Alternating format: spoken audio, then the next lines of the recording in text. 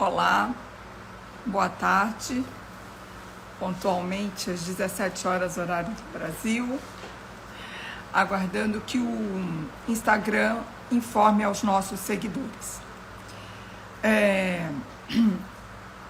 Eu gosto de começar a falar, porque quando salva, não fica aquela pessoa parada esperando dar o tempo da live começar. Então, hoje nós temos um convidado especial. Estou até um pouco nervosa, porque nós vamos falar de um assunto que o Doce Limão tem falado, abordado faz muito tempo, inclusive escreveu um livro sobre tempos de emergência em 2012. E esse ano está voltando muito esse tema e eu fiquei investigando, estou querendo fazer um documentário e acabei contatando o meu convidado, que é o Guilherme Castagna. Depois ele vai falar como que se fala direitinho o nome dele. E nós vamos falar sobre um novo olhar que nós precisamos ter para a água das cidades, onde há tanto consumo, tanto desperdício, tanto desrespeito para com a água, que é tão importante. Então eu já vou chamar o Guilherme, que é da fluxus.eco.br, que já me enviou uma solicitação e eu já vou chamá-lo para ele se apresentar.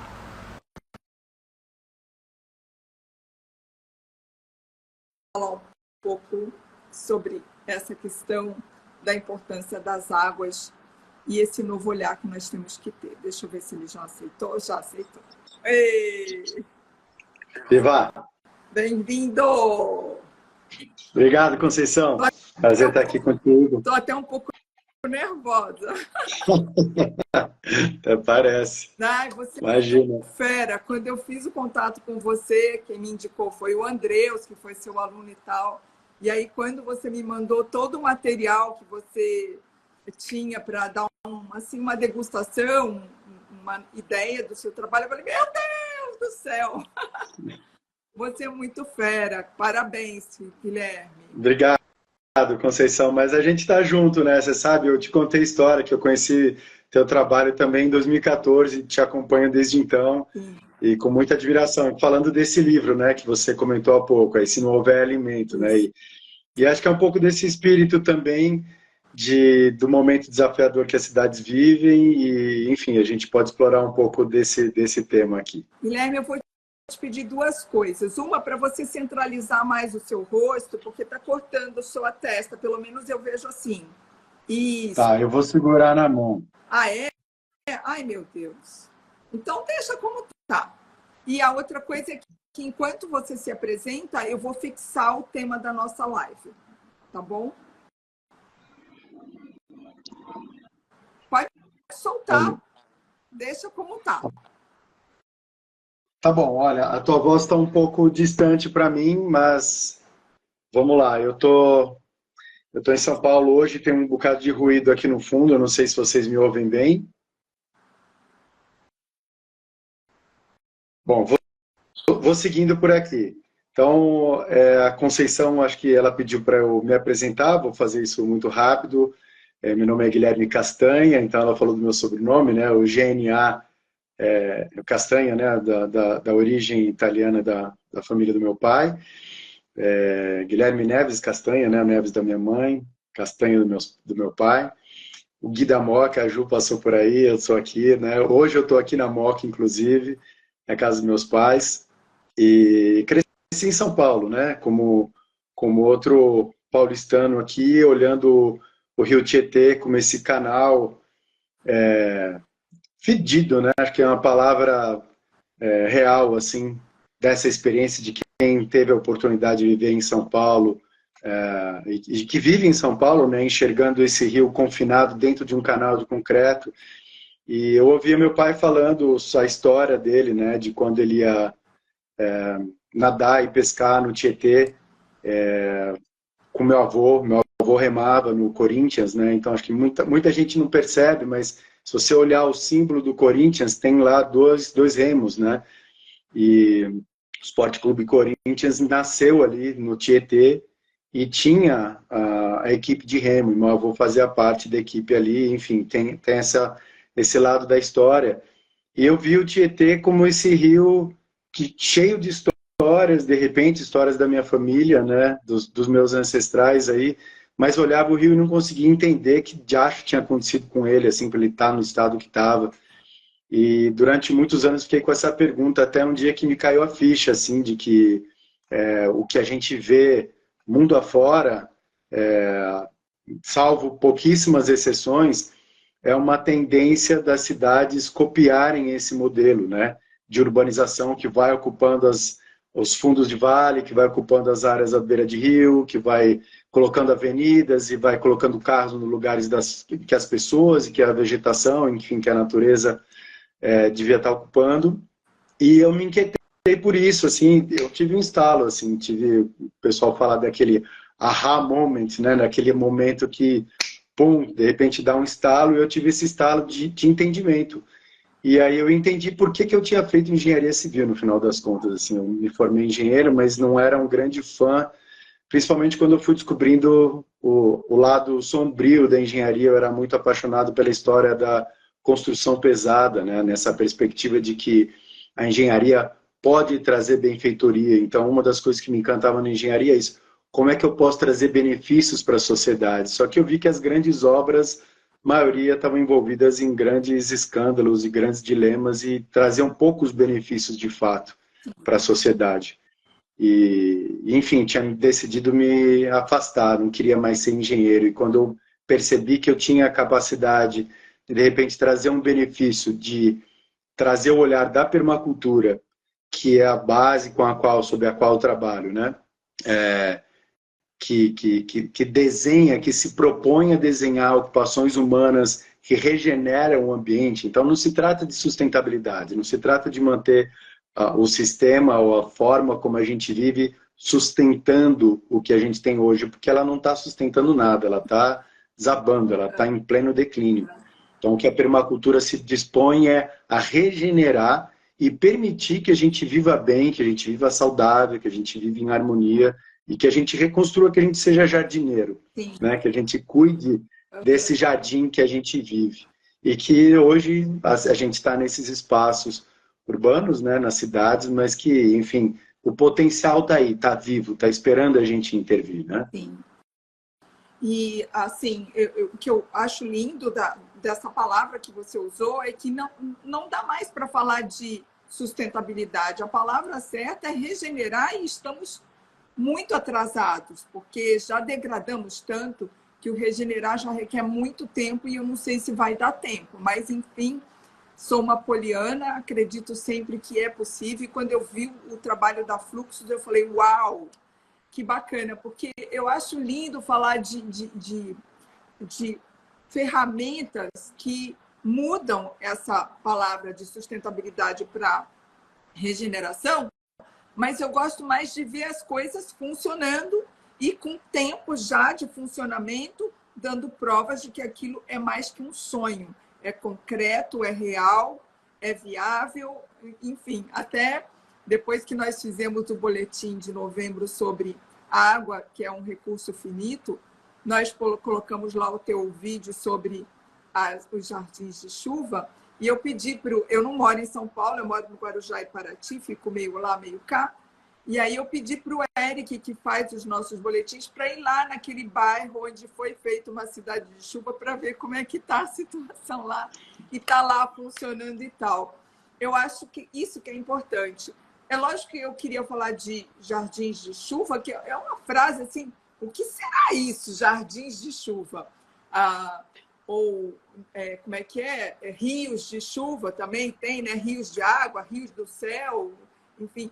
Mas eu vi que você faz coisas fantásticas, como, por exemplo, o saneamento básico de uma forma que o privado possa fazer, que pessoas de uma comunidade possam, mesmo urbana ou periurbana, o que for, podem também. Porque eu fico, como cidadã, eu fico muito entristecida de ver, e aquela cidade tem, sei lá, 100 anos e até hoje não tem saneamento básico, as crianças brincam em cima do esgoto. Por exemplo, a cidade lá do Pará, que chove muito, você anda na rua, você caminha em cima do esgoto mesmo, você patina no esgoto.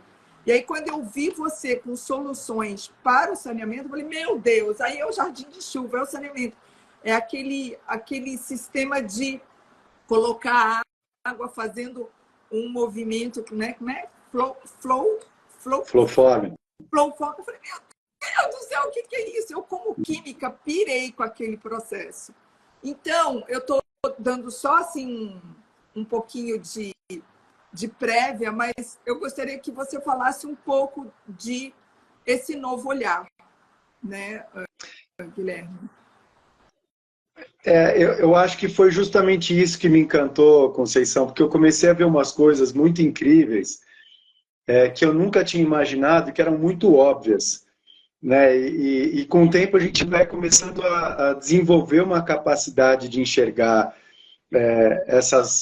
a viabilidade de implantação dessas medidas de uma maneira que é tão óbvia que você fala, cara, por que a gente não tem isso? Por que eu nunca pensei nisso? Por que isso não ensinam nas faculdades? Por que eu não aprendi isso na faculdade? Por que ainda não ensinam isso? Por que não é feito? Então, na verdade, a gente percebe que a gente vive um período de transição super intenso e que eu concordo contigo, eu não sei se dá tempo, mas algum tempo a gente tem adiante, e esse tempo que tem adiante a gente pode fazer algo, é aí que a gente vai atuar. Aí o resto não cabe a nós, o que cabe a nós é fazer. Então eu tenho me dedicado muito a realmente fazer e a ensinar e muitas vezes procurar desvendar, porque à medida que a gente vai aprendendo, entendendo como essas coisas funcionam, e a gente quer que isso aconteça realmente nas cidades, quer que as crianças tenham acesso a isso, que isso seja um lugar comum, né, que você possa... É o que eu digo, assim, eu lembro em 2013 eu dei uma palestra pertinho da Marginal Pinheiros, ali no prédio da Abril, e eu falei, gente, imagina que a gente está aqui do lado da Marginal Pinheiros, a gente está a 500 metros de distância. Quem foi que disse que a gente não pode sair daqui agora, daqui a meia hora, tirar a roupa, tomar um banho lá no rio? Por que eu não posso fazer isso? Porque quem que me perguntou se podia fazer isso que fizeram com o rio? Porque o rio é nosso. O rio é de quem vive no lugar, né? Então, nós somos cuidadores do rio. Cada um de nós. É nossa responsabilidade. Não é responsabilidade do governo do estado, não é responsabilidade da Sabesp, da concessionária de água, não é responsabilidade política de ninguém. É nossa. O rio é nosso, o ambiente é nosso, é das nossas crianças, é dos nossos filhos, netos, de quem for, de quem vier, seja parente ou não for. Né? A gente está aqui como uma grande família. E não só os humanos, né? Porque a gente precisa entender como a grande família planetária, porque esse é outro Sim. aspecto, né? Essas cidades, as nossas cidades são muito boas, a forma como eu vejo hoje, porque elas impedem o desenvolvimento da vida na forma plena que ela existe. Né? E você sabe, hoje eu vivo em Portugal, e uma das coisas que me inquieta muito, e que me inquietou muito nesse percurso de entender, cara, por que a gente faz isso com os rios? Por que as nossas cidades têm essa cara, né? É a gente entender que a gente herdou, a gente tem uma herança cultural dos europeus, por mais sejam parte da nossa família, eles trouxeram para cá uma forma de ocupar a terra que era completamente incompatível com a realidade desse lugar. E o conhecimento ancestral, originário, dos povos que estavam aqui, que entendiam e que entendem, porque eles estão aqui ainda, que entendem, que respeitam, que honram, que louvam, que dialogam com ele nessa forma, não foi incorporado. Então, o meu trabalho enquanto engenheiro permacultor é justamente entender, tá, o que eu tenho de técnica aqui e de cálculos e de método científico moderno, e como é que eu posso adequar isso ao método científico ancestral, porque também existe ciência indígena, é uma loucura a gente falar que não. Né? Então, juntar essas duas peças e trabalhar com isso, eu acho que é uma beleza extraordinária que nós brasileiros temos, essa riqueza cultural extraordinária dos africanos, enfim, de todo mundo que aportou aqui, que às vezes a gente esquece nesse momento Fla-Flu, Corinthians e Palmeiras, esquerda e direita, assim, de ficar brigando, né? Que para mim esse entendimento estão fazendo a gente brigar para não ver o que realmente importa. Né? O que realmente importa é a gente É o boi de trabalhar piranha, junto. né? Enquanto nós brigamos, o boi vai passando, né? A porteira. Exato.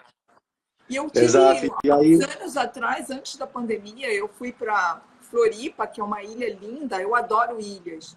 Eu fui para Floripa, fiquei hospedada num condomínio de amigos e tal. e vi o condomínio massacrando a ilha, né? Cada casa nova, cada terreno que um condomínio comprava, que ele desmatava tudo e soterrava tudo e fazia lá o que ele achava.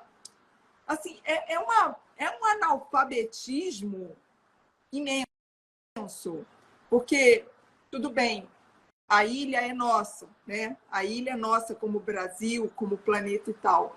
Mas por que que o poder público que vai lá permitir aquela obra, gerenciar aquela obra e tudo mais, não tem uma equipe técnica, não tem um corpo técnico que diga isso é insustentável, isso é destruidor, isso vai gerar N coisas, cataclismos, etc. Então, por que que a própria faculdade não forma pessoas preparadas para ter o respeito pelo solo, pelo terreno, pelos rios, pelos córregos? São Paulo mesmo, tudo construído em cima de córrego. Então, quando alaga, não é a cidade que alagou, é o córrego que está querendo tomar de volta o seu espaço, né?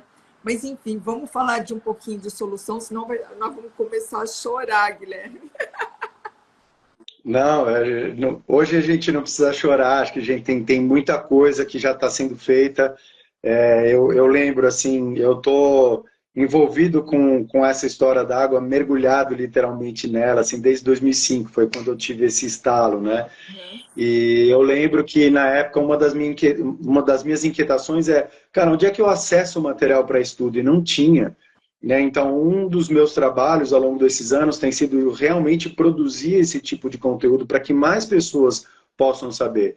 Então, se por um lado a gente produz conteúdo para o público, vou chamar aqui de leigo, né? Público que não é o técnico, não é especialista, porque a gente entende que esse conhecimento sobre água precisa ser de domínio público, ela não pode ficar na mão de poucas pessoas como uma caixa preta protegida, né? Como conhecimento que você tem que pagar algum super especialista para resolver uma coisa que, na maioria dos casos, é muito simples. Né? E aí, tomando o jardim de chuva como exemplo, o jardim de chuva, para mim, é uma das soluções mais óbvias que eu encontrei diante de mim, que é simplesmente um jardim mais baixo do que o entorno.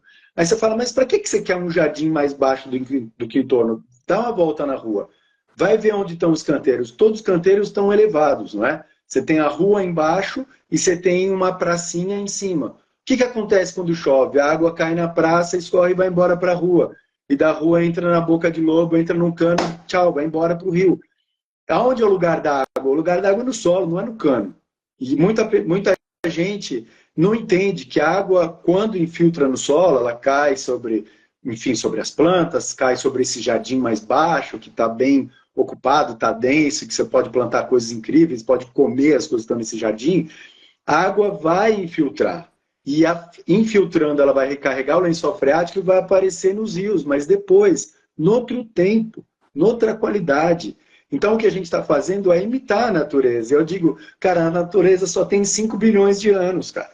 Ela já testou muita coisa deu errado. Mas depois de 5 bilhões de anos, a maioria do que está aqui deu muito certo. Né? Então, é nesse espírito da gente entender como funciona a vida nesse planeta. Né? Como funcionam as coisas aqui. Que regras são essas que regem a dinâmica da vida para que ela consiga se manter e se proliferar e se ampliar. Então, o nosso trabalho é a favor da vida. A gente trabalha com essa dinâmica do ambiente natural enfim, a serviço dos processos de regeneração. E realmente entendo que é um lugar de serviço, né? Da mesma forma como eu sei que você tem esse lugar com alimentação, com a divulgação de todo o conteúdo que você trabalha, né? É uma alegria estar aqui falando contigo, porque a gente se conecta e traz junto esse olhar e essa disposição de fazer chegar adiante esse conhecimento todo, né? E te agradeço pela oportunidade, na verdade. Na verdade, está tudo interligado, Guilherme, porque eu sou carioca. E desde criança sempre adorei plantar minhas plantas. Meu avô Manuel trouxe de Coimbra toda uma técnica de fazer horta, pomar e tal. Eu fui muito influenciada pelo meu avô. E criança eu tinha lá no quintal da casa dos meus pais, eu tinha meu guandu, meu tomate, minha couve, minhas plantas e tal. E as casas casas dos bairros onde eu, né, circulei enquanto morando no Rio, era tudo com quintal. Aí, quando eu cheguei em São Paulo, eu fiquei muito impactada de ver as casas todas sobradas, um modelo assim bem, assim, vamos dizer, monótono, as casas na forma de sobrado e com tudo cimentado. Lá nos fundos, uma edícula cimentada, a lavanderia, tudo cimentado. Eu falava, gente, eu não cabia em mim, que não sou engenheira, não sou nada, só sou uma consumidora de vida, de natureza. Eu não consegui entender. E, recentemente, eu fui para o Rio, eu fiquei um bom tempo sem ir para o Rio, e percebo que o modelo se instalou lá também. As pessoas cimentam tudo. E aí é muito louco, porque eu trabalho com alimentação e, para mim, a planta mais gostosa que eu posso comer é a que eu cultivo, é a que está ali, seja num sachêzinho, num cachepô, num quintalzinho. E aí eu comprei essa casinha em Paraty, é uma casa pequenininha, uma casa mínima, mas quando eu cheguei, a casa não tinha a mínima drenagem. Tinha um histórico de que fazia uns 6 meses, tinha chovido muito e a casa meio que inundou. Por quê? Porque não tinha nada de drenagem. Agora, passou chovendo esses dias aqui, a casa é toda drenada. Eu fico tão emocionada, porque eu não conhecia você, não sei nada de permacultura, né? Mas é intuitivo, né? Você botar a planta, fazer lá, eu consorcio tudo, né? Fica tudo misturado, mó suruba de planta, eu acho genial. E agora a casa ela é toda drenada. Pode chover o que chover, passa 5 minutos, você não vê mais poça. Isso não é um jardim de chuva, é um quintal de chuva. O nosso desafio é entender como as coisas funcionam nessa Terra, nesse planeta. E imitar. É simples, é como crianças, né? Que vem um adulto fazendo e as crianças vão lá e repetem, né? E daí a importância da gente ser realmente os bons exemplos para os nossos filhos ou para as crianças que estão ao nosso redor. E a gente olha para essa mãe natureza e procura entender, cara, por que é assim? Por que funciona dessa forma?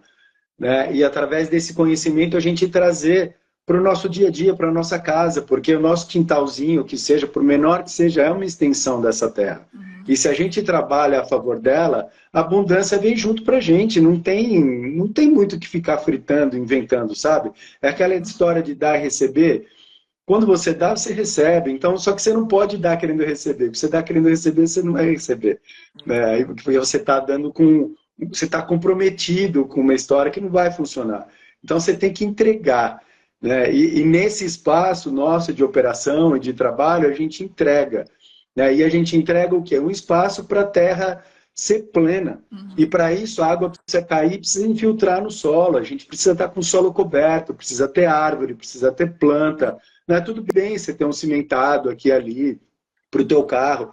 Mas a gente não pode ter as cidades dessa forma, em que 90%, você tira uma foto aérea, 90%, 95% do território é impermeável, não tem como. Aí a gente vive essa loucura que a gente viveu esses dias, né, esses últimos dias aqui no Sudeste, de ondas de calor absurda, e que a gente pode falar de mudança climática global, mas você tem que olhar para o quintal de casa, para os fenômenos locais, para os fenômenos regionais, como é que estão as cidades, né?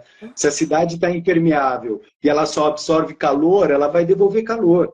E se ela devolve calor, sobe temperatura muito alta, fica muito quente. E aí quando vem chuva é aquela desgraça, é uma pancada, é ventania, assim, a gente está falando de coisas muito óbvias, né? E de coisas que são locais e regionais e que estão sob nossas mãos. A gente consegue alterar isso. A dinâmica climática global é a somatória das pequenas dinâmicas locais e regionais. Então, de novo, cabe a cada um de nós, cada um dos nossas áreas, nossos municípios, e a gente trabalhar nas nossas regiões e a partir dessa combinação dos benefícios que cada um de nós vai conquistando, a gente tem impacto muito grande. Isso é a mesma coisa com o jardim de chuva na cidade. Um jardim de chuva só não vai resolver. Sim. Mas se você tem um plano de implantação de de centenas, de milhares de jardins de chuva, de pequenos, gente, pode ser coisa pequena, 5 metros quadrados, muda tudo. Porque você faz, 5 metros quadrados não é nada. Faz 10 mil vezes 5. Já mudou. É outra Exato. história. Então, é a São somatória dos Paulo, por pequenos. Né? exemplo, São Paulo é uma cidade de uma escala que é até difícil imaginar. Guilherme, eu quero fazer 2 lembretes aqui para as pessoas que estão conosco. Primeiro, que vai ficar salva a nossa live, não só no meu perfil, como também vou fazer de um jeito que você possa salvar no seu perfil, se você quiser.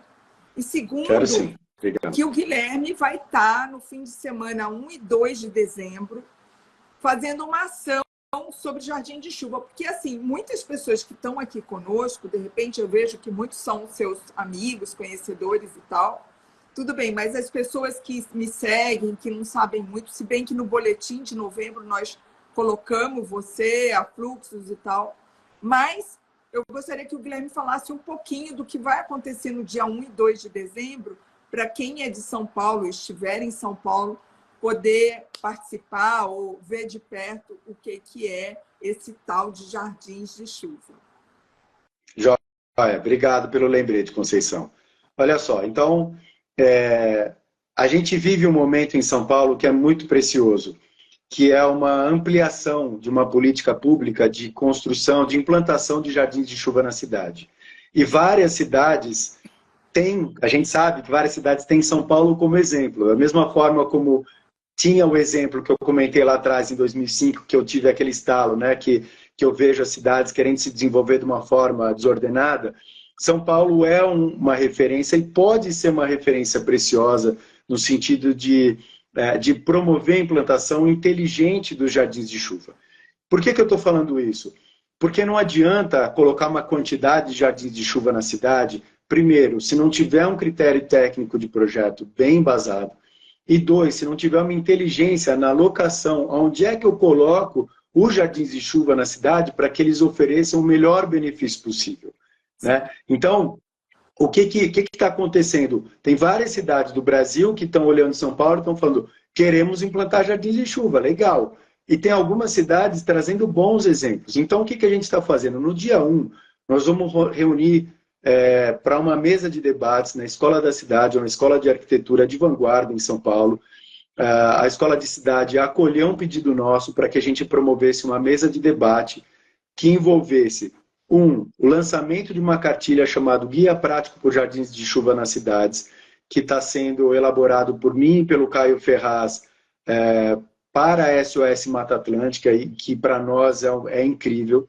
Né? E através de uma provocação que a gente também vem fazendo com a SOS por muito tempo, né? de colocar o poder na mão dos voluntários da SOS para que eles também zelem, não só avaliem a qualidade dos rios, que só um parênteses, né? A SOS Mata Atlântica tem um programa incrível de ciência cidadã, em que os voluntários fazem análise de qualidade de água dos rios e mandam para uma base de dados central da SOS, e anualmente eles emitem um relatório sobre a qualidade de água dos rios. Só que a qualidade de água dos rios só piora ano a ano.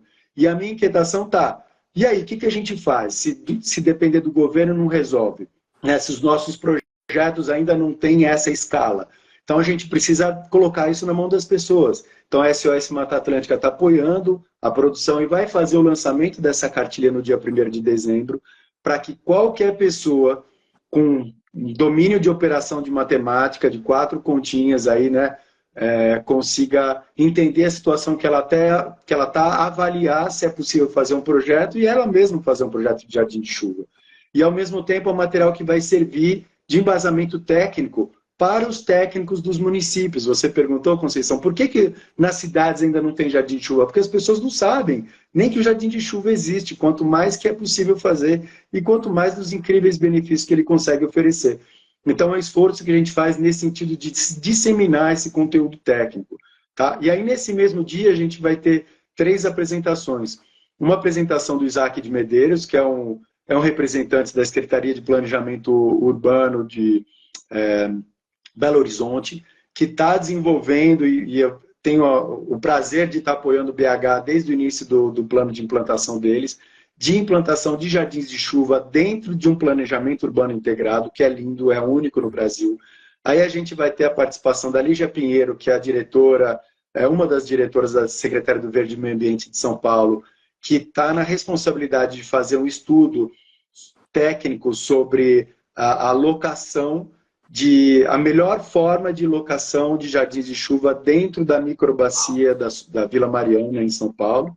E a gente, por fim, vai ter um consultor, que também é outro parceiro, amigo querido de longa data, Luiz Orsini, que é um consultor do Ministério das Cidades, que vai compartilhar com a gente o que ele está desenvolvendo, o que o Ministério das Cidades está fazendo na direção do que a gente chama de drenagem sustentável, e de como é que os jardins de chuva entram como novos planos para as cidades brasileiras. Então, a gente está nesse momento extraordinário de apoiar os municípios para que eles tomem posse disso.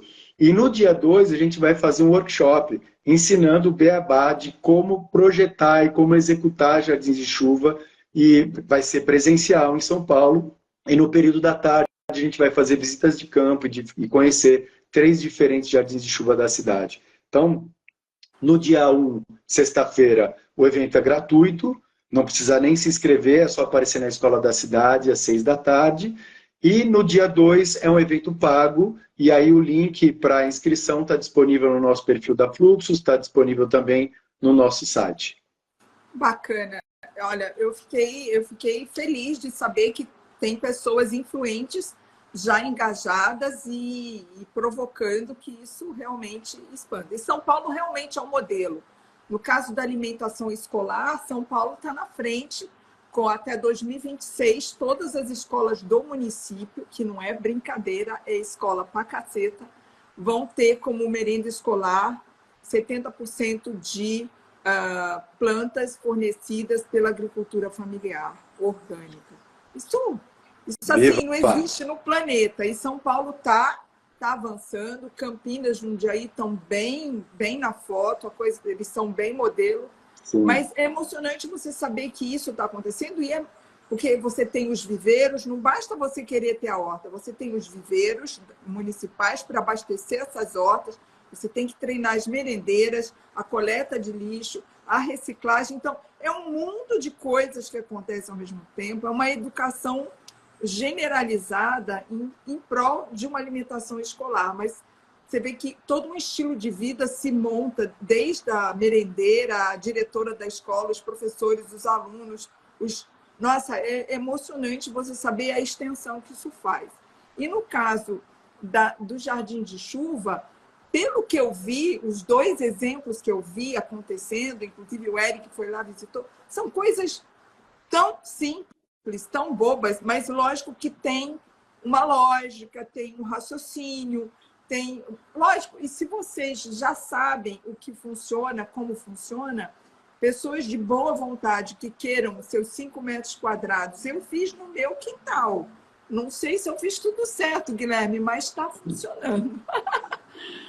Então, as pessoas de boa vontade... Depois você manda foto, eu dou uns pitacos para você. Enquanto eu não posso te visitar... Você vir aqui em Paraty, eu não sei quanto tempo você vai ficar no Brasil, mas se você quiser vir em Paraty, a casa é sua. Eu não estou aqui, obrigado. Mas a chave está aqui, é só pegar, entrar e se instalar e viver uns dias aqui. Mas eu acho que quem tem boa vontade, quem realmente quer fazer aquela do passarinho, que ele não apaga o incêndio, né? Mas ele faz parte de mudar o incêndio, eu acho que vale a pena as pessoas que estão aqui multiplicarem e passarem, aproveitar que você está aqui. Eu não sei quantas vezes você vai voltar no Brasil, mas aproveitar esse momento que realmente me fez bastante feliz ter essas novidades aí, esse momento especial que estamos vivendo no estado de São Paulo. Sim, e você falou uma coisa muito importante, que é a história das escolas, né? Para mim, tem sido um objeto de foco, assim, de desenvolvimento, a proposta de implantar projetos nas escolas. Então, eu entendo que se a gente oferece a oportunidade para as crianças enxergarem essas coisas como um lugar comum, do tipo, cara, tá ali no quintal, é um jardim, a água da chuva cai do telhado e escorre ali para dentro de um jardim bonitinho, cheio de plantas, de repente pode ter um laguinho, assim, porque são todos elementos muito simples. E as crianças podem e devem interagir, e elas interagem por conta própria, porque elas adoram, né? A criança adora esse ambiente natural, onde tem água, onde tem planta, onde tem os bichinhos. e a gente tem se dedicado a isso. E é só te dizer que, inclusive, nesse momento a gente está começando um conjunto de 3 projetos de jardins de chuva em escolas no município de Jundiaí, que tem uma política dedicada às crianças e que eu acho muito precioso. Então, se tem algum município, se tem alguém aqui na live, agora, ou que vier assistir depois, que de repente tem responsabilidade pela pasta de educação, né, por escolas municipais, por favor, olhe o modelo de Jundiaí. Jundiaí é tida como uma cidade amiga da criança, tem vários reconhecimentos, mais do que o reconhecimento, eles têm um trabalho, uma dedicação, uma entrega muito especial.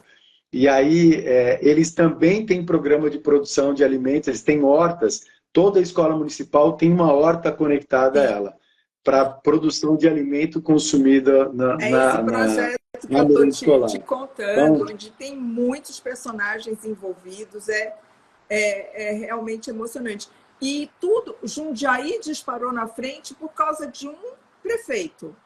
Eu não sei se ele ainda é atuante, mas esse prefeito mudou a história de Jundiaí. Você vê que basta uma liderança política realmente comprometida, que tem uma escutatória boa, porque muitas vezes você é prefeito, você não sabe tudo, mas se tem uma boa escutatória, tem um bom corpo de secretários que ajudem ele até essa escutatória bem assertiva, nossa, muda tudo, né? Estou falando isso porque é importante. Eu sei que a iniciativa privada é importante, cada um fazer a sua parte é importante, mas o poder público também é importante, porque ele catalisa.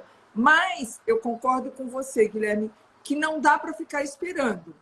O projeto de Jundiaí é lindo, é maravilhoso, tudo que acontece lá eu estou com o ouvido assim a 1000 e multiplicando e tal, mas nós temos. E essa história do saneamento também é muito mágica, porque, por exemplo, eu acredito que o segredo de uma nação está na educação, ponto 1. Mas antes da educação, você tem que ter uma alimentação.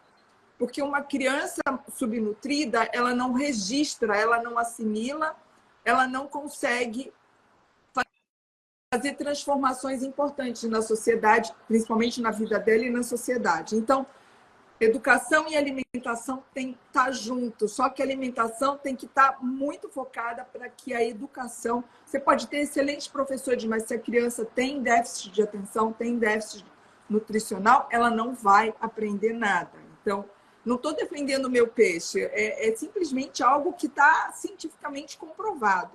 Só presta atenção quem quiser. Agora, se você tem uma boa alimentação, uma boa educação, mas não tem água potável, né? Eu estava ouvindo aí um debate que teve agora da mostra de cinema sobre alimentação. A Larissa Bombardi falou que as crianças brasileiras, elas tomam no copinho d'água dela 200 vezes mais glifosato do que o mínimo permitido. Então, assim, cara, estou defendendo uma alimentação, estou defendendo a educação, mas e a água que nós estamos tomando? Parece aquela corda que não tem fim, né? Mas eu acredito que temos que prestar atenção na água que nós estamos usando para a nossa vida, o respeito, o valor, né? E aí, quando você fala do saneamento, que é possível, nossa, e aquele fluxo, meu Deus, eu pirei. Fala um pouco disso. Ele é possível, ele é viável e também é daquelas soluções óbvias que estão esperando um caminho que pode ser de muitas formas, né? Eu falei de que São Paulo está com esse plano de implantação de vários jardins de chuva e tal, enquanto política pública, mas está um pouco desconectado de uma inteligência de planejamento e que precisa ser realmente melhorado. Mas é importante a gente entender que sim, teve essa disposição, né, do prefeito Ricardo Nunes em levar isso adiante, mas que isso também é fruto de uma mobilização comunitária. Isso é construção de massa crítica, porque a gente vem promovendo oficinas de implantação de jardins de chuva desde 2013. Né? E isso, assim, com a minha participação e de amigos, mas antes de mim, antes do Uli, que é esse meu parceiro, tinha o professor Paulo Pellegrino, que já ensinava na faculdade. Então, assim, São Paulo vive o que vive por conta de uma construção de massa crítica. Então, eu continuo, por mais que a gente entenda que tem que ter, em algum momento, lá, algum representante político que vai assumir a bucha e vai falar, não, vamos fazer isso, a gente precisa que esse conhecimento seja de domínio público de fato. Né? E a gente só vai conseguir que seja domínio público promovendo, fazendo rodas, produzindo material, e vídeos, cartilhas, livros e tudo mais. Mas aí, enfim, a parte da questão do esgoto, assim, para mim é uma coisa só. Né? Eu tenho um entendimento, e que acho que é um entendimento que a gente precisa desenvolver realmente, é que a água é uma só. A gente não percebe, mas o volume de água que existe no planeta é o mesmo. Ele é fixo, não tem água que sai, não tem água que entra, é um só. E esse volume de água é o mesmo desde que a biosfera tem essa forma que tem ainda hoje. Né? Então essa configuração é a mesma. E aí é uma loucura, porque você pensa, cara, essa água que eu estou bebendo aqui, sei lá, foi a água que banhou Jesus Cristo, lá no Rio Jordão. É a água que o dinossauro fez xixi, é a água que, sei lá, qualquer coisa dos nossos antepassados comuns, que eram, né, a gente tem, com certeza, todos nós temos, nossos antepassados comuns, isso era o sangue deles. E essa água fica aqui girando, reciclando. Então, assim, existe uma inteligência nessa terra que faz isso. E aí o nosso desafio é entender como é que eu construo isso dentro das cidades. E isso é muito simples, porque a nossa lógica, a partir do momento em que foi criado o banheiro com água, né, que foi criado dentro de uma lógica, o vaso sanitário, né, o vaso sanitário com água foi criado na lógica do afastamento. Né, afastamento sanitário, quer dizer, você vai lá, faz seu xixi, cocô, dá descarga, a água passa então a ser um transportador, ele é um meio de transporte para levar para algum lugar. O lugar do afastamento é para longe da tua casa. Só que o longe da tua casa geralmente é perto da casa de alguém, porque a gente divide o mesmo espaço aqui. Né? Não tem joga para lá e tudo bem, joga embaixo do tapete, ninguém vai ver. Não existe isso. A gente está no mesmo lugar.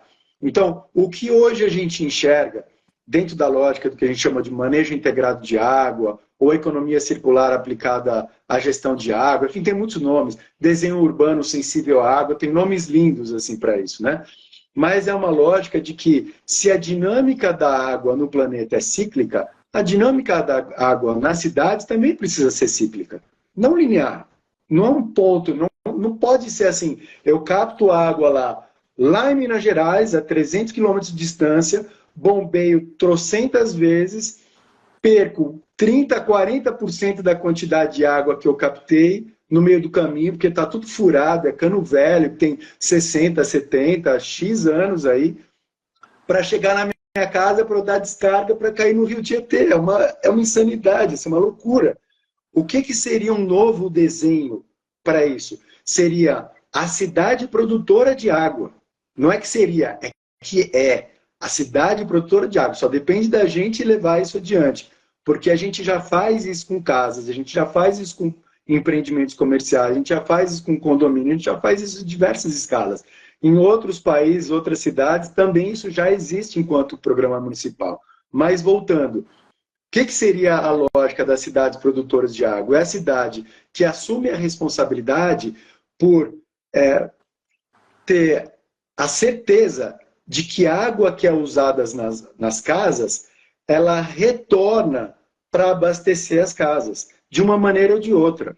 Ou ela, no mínimo, vai voltar como água limpa para os rios, porque rio é lugar de água limpa, esgoto bruto tratado, como acontece nas estações de tratamento da maior parte das cidades, em São Paulo também, o esgoto bruto tratado não é uma água, na maior parte dos casos, que dá suporte para o desenvolvimento pleno do meio de vida aquático. Tá? Se você pega uma qualidade de água que sai da estação, geralmente ele tem, não raro, ele tem uma qualidade pior do que já tinha no próprio rio. Pega o rio Tietê, que é essa situação que a gente conhece. Se você pegar a água que está saindo da estação e é despejada no rio, muitas vezes a qualidade ali é pior do que era antes. Está no rio.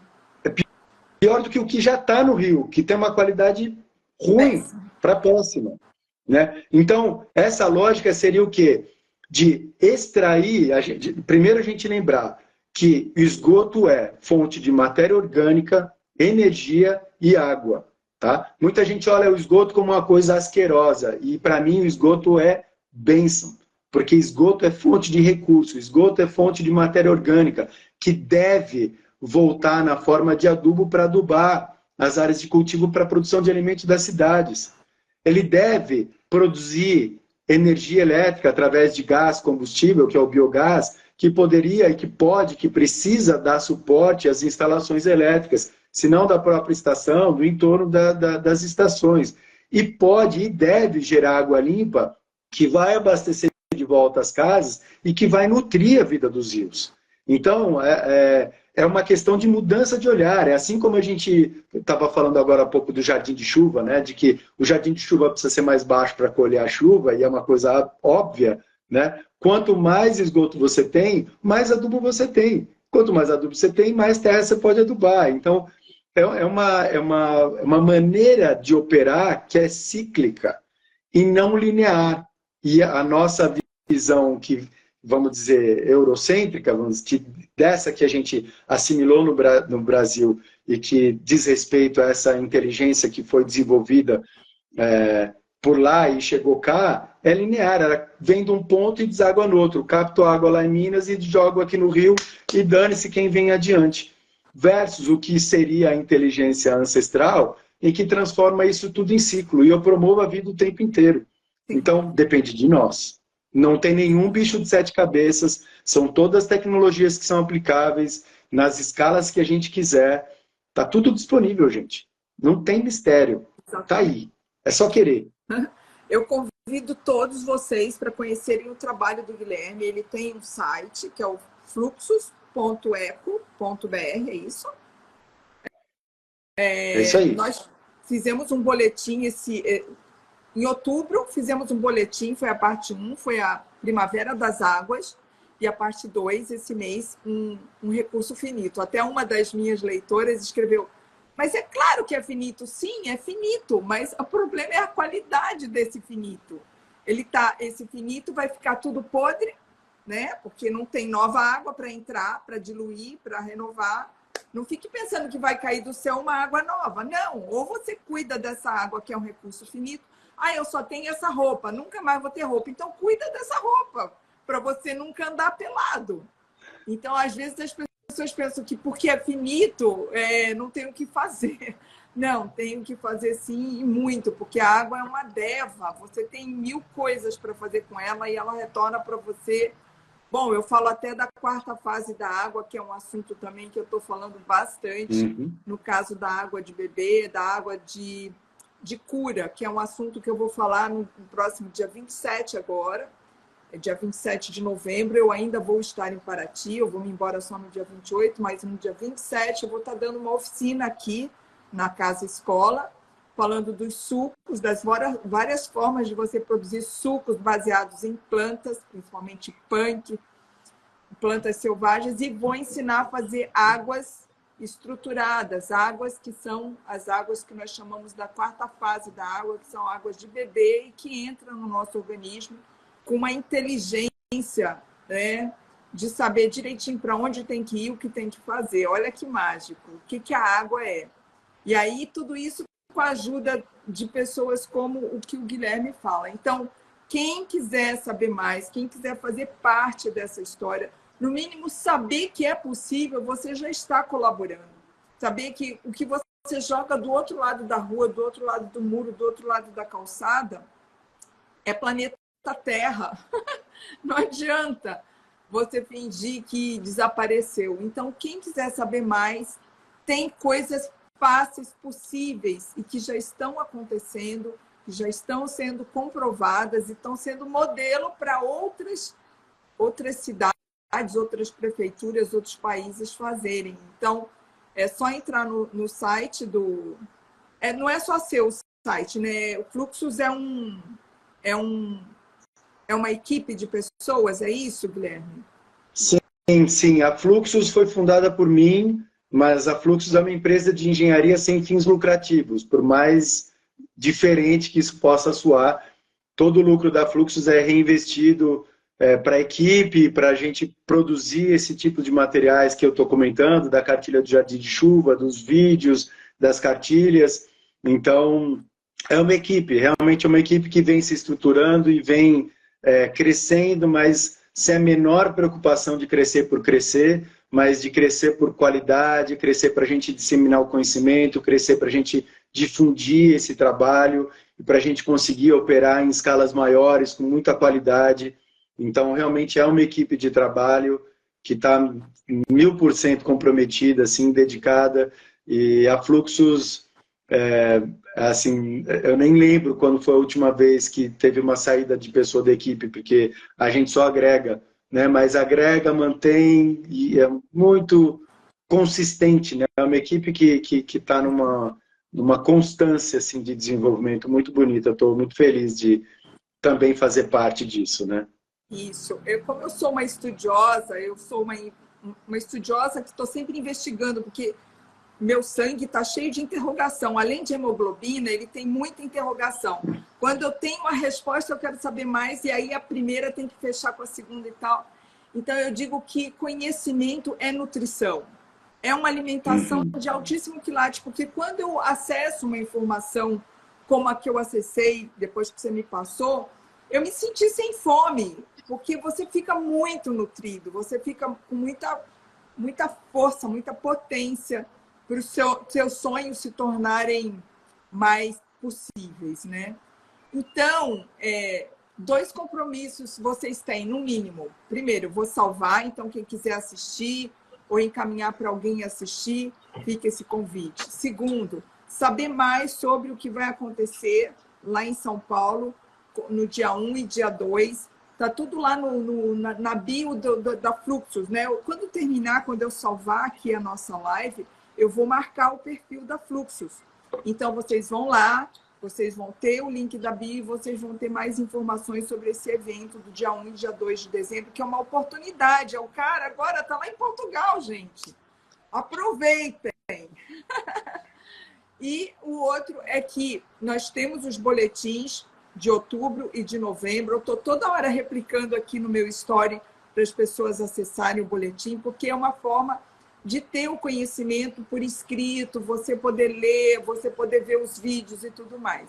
E, por último, as oficinas que vão acontecer aqui na Casa Escola de Paraty. A casa é uma escola, porque só de você entrar na casa, tudo na casa é para você levar para dentro do coração e usar como referência para a sua vida. Tudo na casa é reciclado, tudo. Os móveis, as cadeiras, tudo que está na parede, tudo é reciclado. É arte que foi... lixo que foi transformado em arte. Ou coisas que as pessoas não queriam mais que foi transformado em arte. E o quintal, o jardim, o corredor, as árvores, o muro, tudo é comestível. Ou então ajuda as que são comestíveis a serem prósperas, porque eu preciso de drenagem, eu preciso de lençol freático, eu preciso de micro-organismos eficientes do solo. Então, tudo na casa te remete a uma ideia de que a vida é possível, que o simples mora assim, quando você quer, né? Eu digo que o sofisticado mora no simples, é tudo tão sofisticado, mas é tão simples que você fica babando de vontade de fazer, de praticar e tudo mais. Então, essa oficina vai ser no dia 27 de novembro. De manhã, nós vamos ensinar os sucos de viver, com as plantas daqui da casa, as plantas, os brotos e tudo mais, as técnicas de preparar esses sucos. Vamos aprender a fazer água de quarta fase, a quarta fase da água, águas estruturadas. Todo mundo vai ter que ficar plantado, nós vamos fazer assim, todo mundo vai ficar descalço e ficar com os pés dentro da terra, chafurdando na terra. Eu digo que vamos fazer todo mundo brotar. E aí, de tarde, nós vamos ensinar a produzir brotos e microverdes. Então, fica aí o convite. Todas as informações estão na agenda do site, que está aqui no meu perfil, que está no link da bio. Então, é isso. Você quer dar mais algum recado, Guilherme? Eu quero. Primeiro que eu quero encontrar uma forma da gente fazer um jardim de chuva aí na tua casa em Paraty, para você cultivar para você cultivar esses alimentos e essas plantas todas com as quais você trabalha dentro do Jardim de Chuva, porque já que é uma referência, já que é uma casa-escola, e as pessoas vão atrás de inspiração, de repente elas vão conseguir levar para casa mais essa Uau! referência, que é muito preciosa.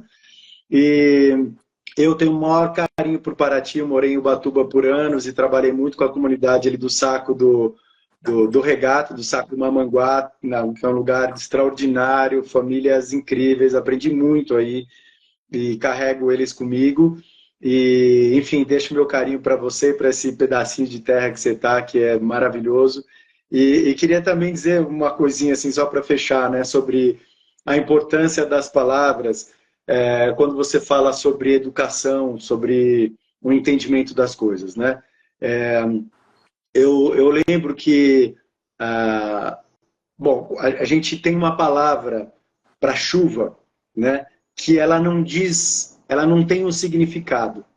Ela é derivada de uma palavra em latim e tal, mas a gente carece de um entendimento do que aquela palavra está dizendo. E eu lembro que a primeira vez, na verdade, no tempo, eu comecei a ficar incomodado com essa história de o tempo está feio, né? Ah, vai chover, que tempo feio. E cara, eu amo a chuva. E quando eu vejo que vai chover, eu falo, cara, que tempo, que maravilhoso, vai chover, que incrível, né? Porque é uma questão de um olhar, assim, é um óculos que a gente põe, uma nova visão que a gente ganha, porque a gente enxerga, cara, a gente enxerga a água está caindo, está nutrindo esse espaço. E eu lembro que isso ganhou um reforço maravilhoso quando eu descobri como os indianos se referem à chuva, que a palavra que eles usam é aqueduto celestial. Então imagina você chamar, olha, tá vindo aí o aqueduto celestial. Cara, ele já explica tudo, já falou tudo. Tá vindo uma fonte de água do céu, do alto. Cara, o que a gente tem que fazer? Tem que baixar as cabeças e agradecer, levantar as mãos ao alto.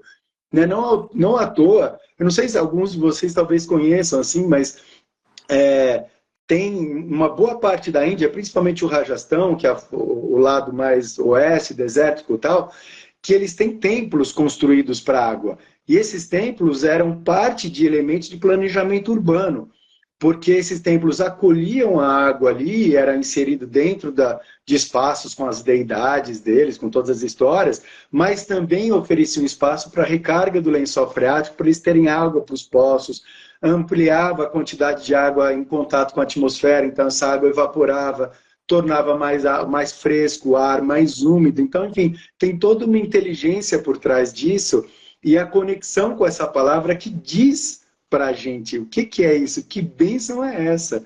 Então, eu ainda estou atrás dessa palavra, mas eu procuro sempre referenciar ela, o aqueduto celestial, para a gente entender que se a gente consegue olhar para as coisas do dia a dia de uma maneira diferente, e nem que seja para o seu copo d'água, na hora que você abre a torneira, e louvar, e honrar, e lembrar que você também é parte dele, e que um dia você se vai, mas a água que está no teu corpo vai continuar, e que você, de alguma maneira, vai continuar ali, porque passou por ti, e vai continuar depois da sua passagem. Então, deixo aqui meu agradecimento pela oportunidade, e um beijo para você enorme, Conceição. Agradeço muito.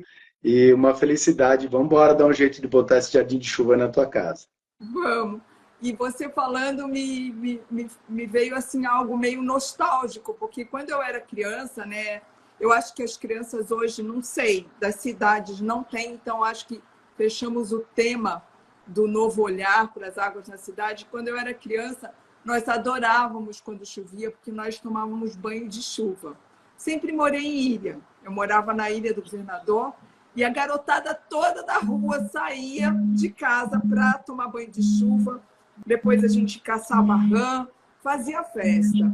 E depois, quando eu cresci, eu comecei a sentir um prazer muito grande de sentir o cheiro da terra. Quando a chuva chove, né? Aí vem aquele cheiro de terra molhada, que é um cheiro que inexplicável. Só quem vive isso, né? Tem essa conexão com a natureza que pode dizer que é um cheiro muito gostoso, melhor do que cheiro de bolo de mãe, sabe?